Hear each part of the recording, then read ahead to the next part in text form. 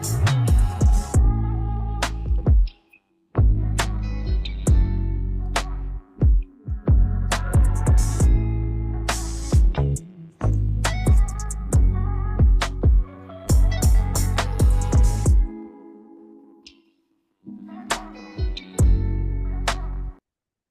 right, GM, what's going on, everybody? It's Wednesday, March 12th. It's been a minute since I did these videos, but I wanted to bring some market updates on your radar.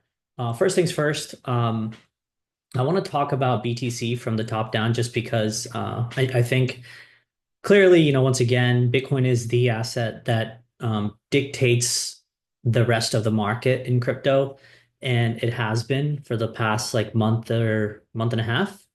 Where we are right now is effectively this range right here, which price, broke down once, tried to reclaim, and then got sent back down, right? So I think it's evidently clear that price in this area right here is effectively a form of distribution. Now, we may make our way back into this lower end of the range.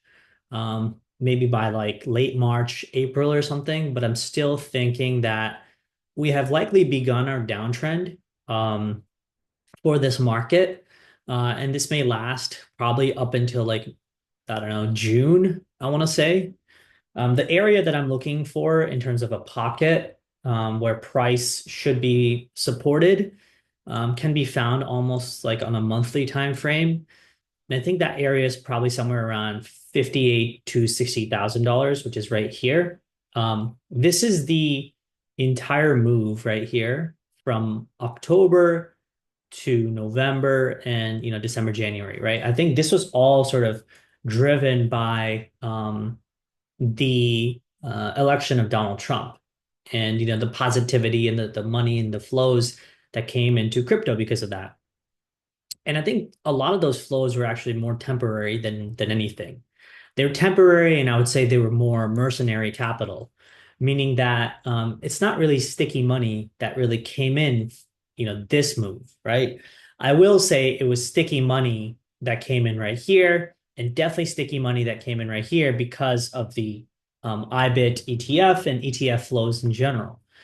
This right here, in my opinion, though it was real capital, I think it's just, less so inclined to stay in the Bitcoin or crypto related ecosystems. And I think what that does is that money is going to leave soon. And in fact, it's going to take down other assets as well as other firms and other traders with it. And again, that, like I said, that brings us back to this range right here, somewhere around 58 to 60K. And I think that will take probably another, month, 2 months, 3 months. Okay. Now, why am I mentioning that? I'm mentioning that because try not to get chopped up. Try not to get chopped up because it's going to get rough. I think we've hit maybe a temporary low for now. Prices, in my opinion, are probably going to make their way towards like 85, 90K. But I think, once again, people will get super excited in this area, even though, once again, this is the lower end of the range, right? If you see, this is support, support, support, support, breaks through support, really tries to reclaim, and then gets sold off, right? So be very, very cautious in this area. Anywhere from 88 to about a squeeze up to like 92, 93K, I think is entirely possible. And just don't get baited. Okay. Now, where could I be wrong? I think I would be wrong probably once price starts making its way back to these levels, safely and securely, comes back like this, and then once again starts drifting. Okay. If that happens, then yeah, I mean, you could start putting on risk and trades and whatever you need to do. Again, not financial advice, but then you could say like, okay, this is my bottom, right? This right here is a secure consolidation that's forming, and from here we're going to go higher. The problem with this is right now that we're going through a very sort of big macro scare, whether that be tariff, Trump. Okay, so you could kind of see like there's a whole lot of fear that's going on, from commodities to stocks to energy. Everything is really heightened up in fear, and I don't think that fear is going to dissipate anytime soon. I think that fear is going to stay in the market probably until you get some form of capitulation. And that brings me to where S&P 500 is today. Um, if you kind of look at the market from the broader perspective, which is you have this is what happened in the the December 2021 era and the first downtrend that we had, like a bear market because of high rates, right? You can kind of see like price went down quite sharply, rebounded for like a good 2 3 weeks, maybe a month or so, and then came down again, came back up again, and then we again big downtrend, right? I'm thinking that we may not have something like this broad, which was almost a 9 month downtrend, but we may have probably like 4.5 to 5 months, like half that. So that takes us, if we started this in February, right? March, April, May, June, July. Like sometime in July, beginning of August, we should possibly be finishing this downtrend. And that again, so let's mark that out, right? So let's just say like end of July, okay, which is Friday, July 25th. I just picked a random date, okay?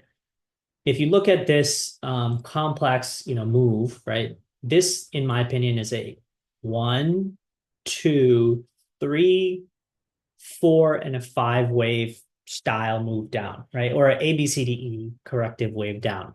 If you guys are into, Elliott wave and corrective patterns, right?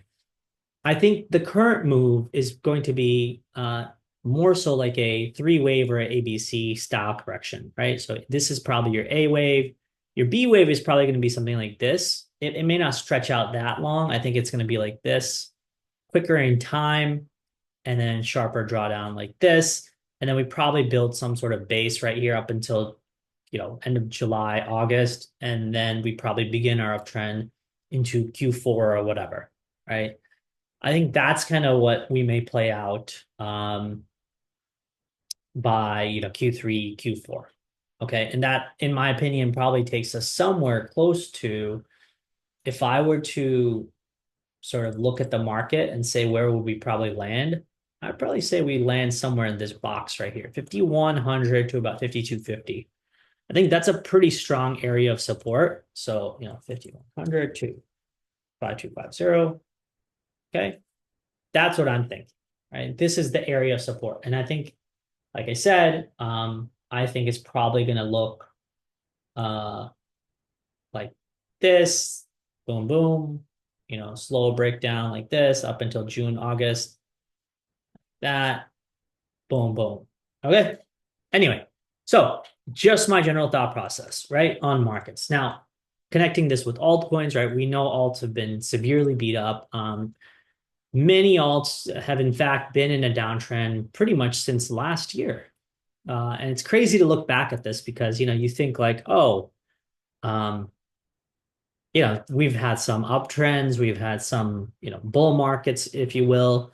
Like, for example, SUI was in its own mini bull market from August last year up until January, right? So that was a good like 6 7 month uptrend. But then now it's pulling back to areas of support. I think it's probably going to get somewhere in here, buck 40 to about buck 70, right? It's going to find its own support levels there. TIA, again, like I said, it's been a freaking downtrend since February of 2024, so 1 year of a downtrend. AVAX has pretty much been a perpetual downtrend since November 2021, but had its own mini run up, retracement, whatever you want to call it, and then now breaking down again. One of the worst looking charts, in my opinion, is probably Matic, which had its top in pretty much in May 2021, right here, and then it's been in a freaking downtrend all the way since then. So that's been rough, very, very rough. Solana, probably the top tier premier asset. And that one is, also struggling, right? Like it broke above with a swing failure pattern above previous all-time high right here, and then quickly got sold off. We also know that Solana has had very, very strong unlocks, Solana unlocks, right? So if you actually look at the unlock schedule of Solana, it's pretty brutal. There's a lot of money that's coming out, as you can see, February and March. I mean, a shit ton of money and tokens that are really being unloaded onto the market. Um, and that's of course going to hammer price, and it has been, right? Solana, it doesn't look like it, but it's already down about 57% from the highs, the local highs. And it's been a very swift downtrend.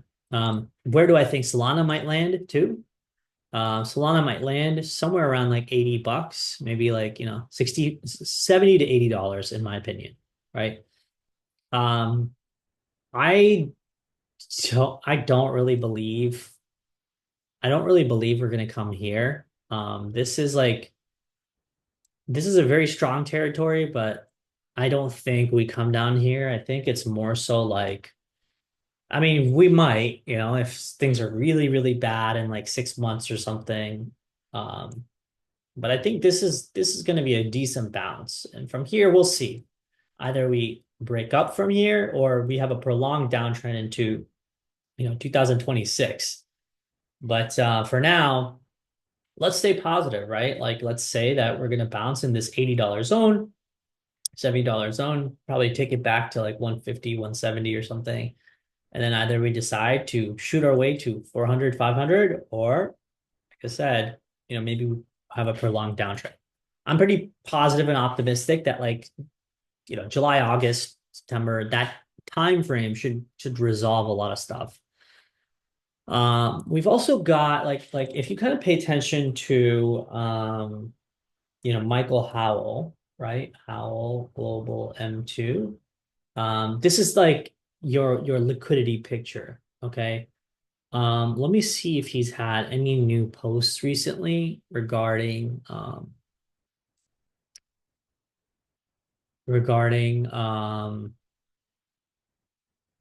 yeah, let's see. He's had a weekly update.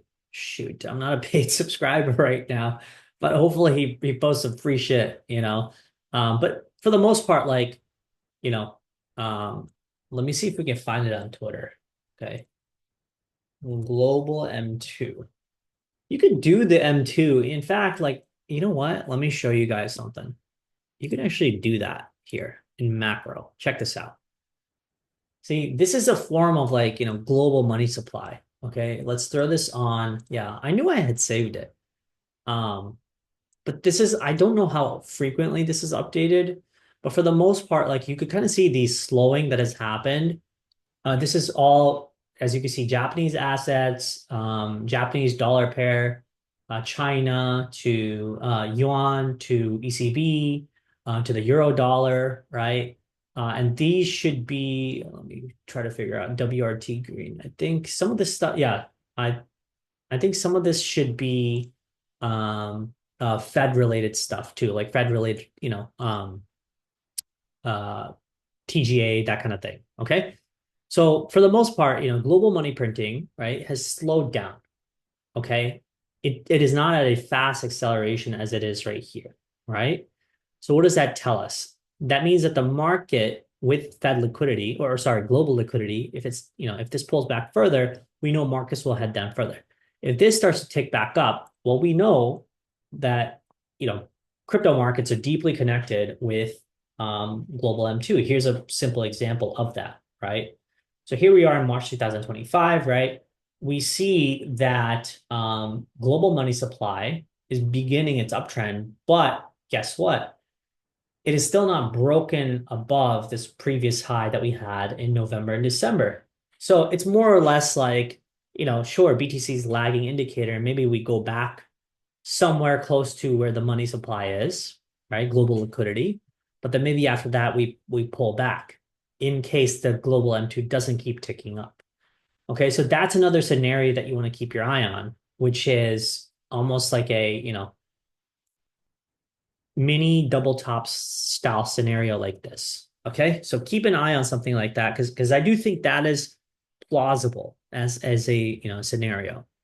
Um, but aside from that, let's sort of jump into some other coins, right? So for example, all right, one of the coins that I've been fascinated by simply because like I'm a big fan of like law of attraction. There's some unique stuff coming out in markets which are less so like dog and cat coins and more so about like ideas and concepts and things that we use in our daily life, right?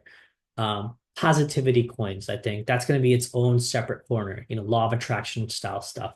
Magnetics is one of those coins. Again, do your own research, of course, but I have a little bit of a position in this. Magnetics coin is one, T3AI, that's another, right? This is under collateralized lending. Okay. Something truly different and unique, in a sense that what you're really trying to do is, bring more and more money on chain to perform more sort of finance related, credit related activities. But based on, not having one-to-one collateral value to borrow money or to, take credit risk, if you will, right? Or take on debt or be a borrower. And I think T3AI is one of those companies. Another one that was similar to this was like Maple Finance back in the day, if you guys remember. They tried I think, the under collateralized lending. They did, pretty well for a while. I think FTX really shook them up. But again, T3AI is Solana based, Maple Finance is Ethereum based, right? So, you know, something to be paying attention to. Now, again, it's only at 1 million market cap, so very risky.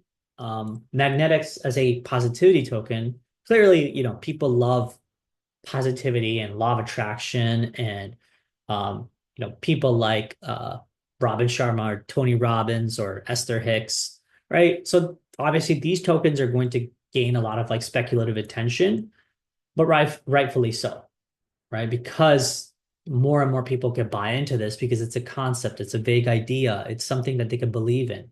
T3AI, which is a little bit more rooted in fundamentals, is quite different, right? It has a real product behind it. So people expect the product to be used. People expect more revenue, more TVL, more usage, activity, users, etc.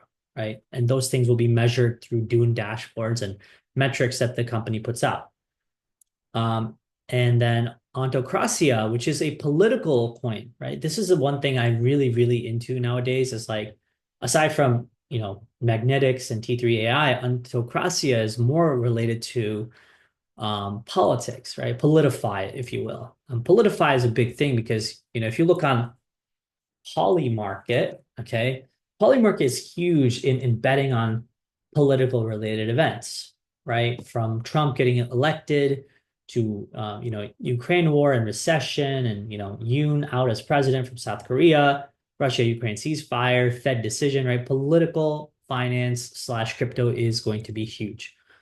And Autocracia is actually something unique because, all right, check this out. If you go to their app right here, okay, it has all the details and information about countries, their political standing, to parties, to affiliation with crypto, positive, negative skew towards crypto, how much Bitcoin they own, etc. Right. So this person who's building out this platform, I've spoken to them, really smart person. They've been building this kind of thing out for years. But a lot of like really cool information on here. So Politify slash crypto is going to be a big thing. But again, at 210K market cap, very low market cap token. But who knows? Maybe, it really takes off, right? When you're stuck in thinking about bear markets, don't buy into the bear market theme forever. Okay. Bear markets are very, very short, and bull markets are very, very long. And it's simply because, humanity at large wants to uh, constantly innovate. They also constantly want to grow.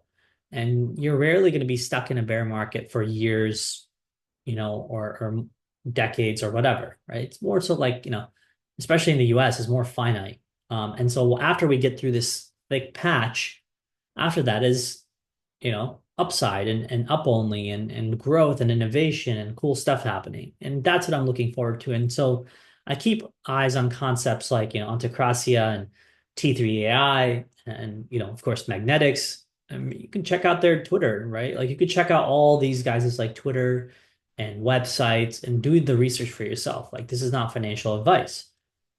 Last but not least, my token, the thing that I have spent the most amount of time, a project that I'm deeply, deeply, working hard with the team on, is Solana Spaces. This to me it's like my little baby now, right? So a team that I've been working with so closely.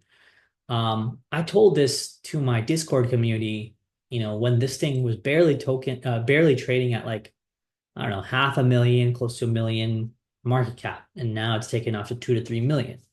And in the back end, like we are building so much. You could see we just had a partnership with Helium Mobile, right?